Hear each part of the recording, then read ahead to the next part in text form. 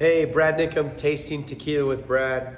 Back from Cabo, got a sinus infection, watching a little Monday Night Football, really kind of feeling like crap. And now's the time to drink some tequila that's on your shelf that really you've wanted to get rid of, but you don't want to drink it because of the taste. Ring the bell, pour this stuff, get rid of it. That way you don't have to taste it. Maybe this is the best cough medicine on the market.